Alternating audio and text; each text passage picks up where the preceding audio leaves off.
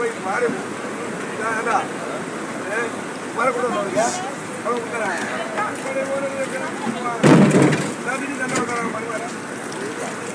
அவன் போய் ஓட்டி மீன் வாங்கிக்கல நான் சண்டை மீனே பிடிக்கல இத்தனைக்கு எந்த போட்டு எல்லாம் கேட்டாங்களா போனாலே இந்த மாதிரி நீரும் ஓய்ச்சி வாங்க அங்கே தருங்க